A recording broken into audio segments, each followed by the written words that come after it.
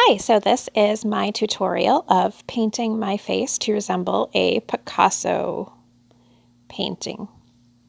So the first thing that I did was to use an eyeliner pencil to draw out the different elements.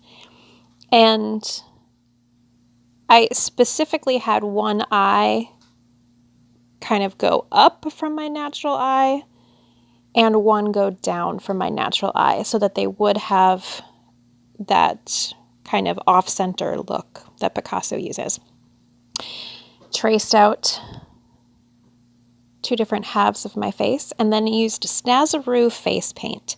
So Snazaroo comes in a ton of different colors. You can buy palettes that have multiple colors in them, but I have these individual cakes that have a lot of paint in them.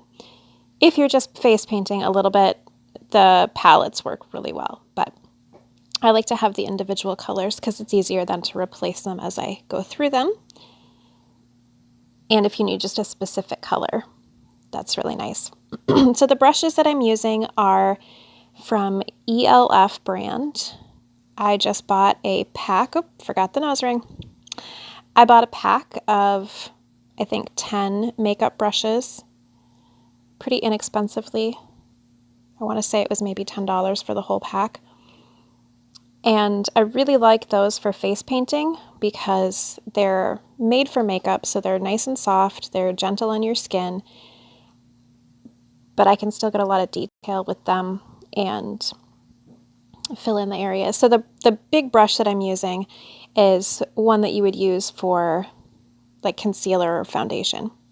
So here I'm mixing two different shades of the Snazaroo. I have blue and green, and I mixed those together. I was trying to get kind of a turquoise color.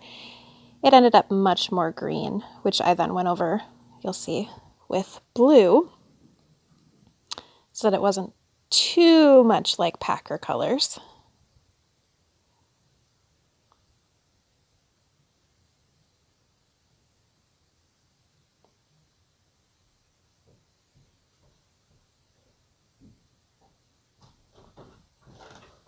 So I use the bigger brushes to fill in the majority of the space and then go back in with a small brush to fill in right along the edges, get into all the little spots.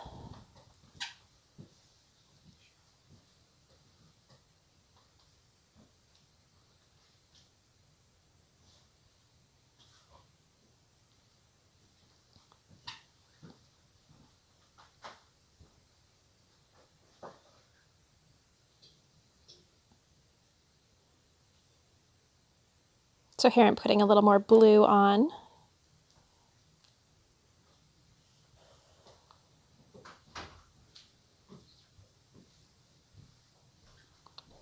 So then I mixed up kind of an orange color with some red and yellow Snazaroo paint to add some of the cubist elements that Picasso includes in his paintings.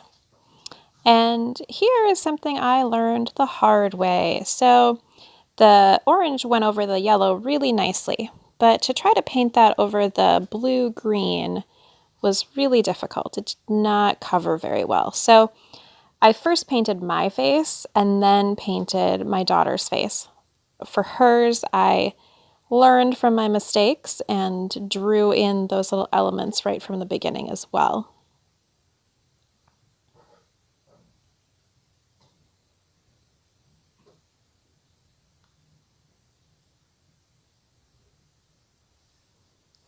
And this is at quadruple time, so it took me about not quite a half hour to do my face. Significantly less time to do my daughter's face, just because I'd already kind of mixed up some colors and had all my brushes ready to go. Had the paints wet. The paints over time will kind of start to dry out and you just have them in storage. So the first time that I use them, I have to kind of re-moisten them, add a little water to it. So something that I tried to do on mine, which ended up much more successful on my daughter's, was to paint sort of fake eyes with pupils and all of that on the outside of my eye. It was much easier on my daughter's because, for one thing, it was painting it on somebody else, but also I could have her just sit with her eyes closed for a little while, so it had more of a chance to dry. It was pretty tough to get that to dry in time on mine, so mine smeared quite a bit more. So then I took a thin brush. These green-handled brushes are actually from Snazaroo. They sell sets of face painting brushes. And I used the black Snazaroo paint, moistened with a little water so it's a little bit more fluid, and then painted outlines around all of the elements. So outline of my eye, painted on some big eyelashes.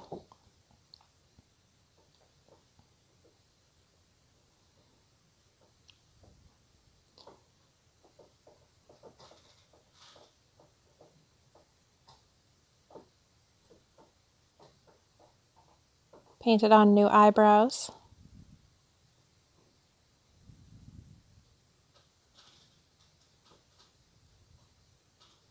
So there's where mine smears quite a bit. But it's okay. It's abstract art.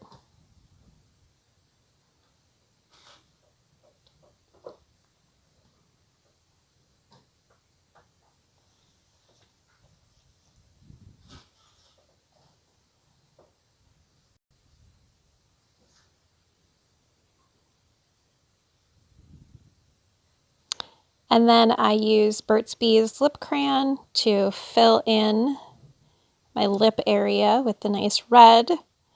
I like to use actual lipstick instead of face paint just because I'm going to lick my lips. There you go.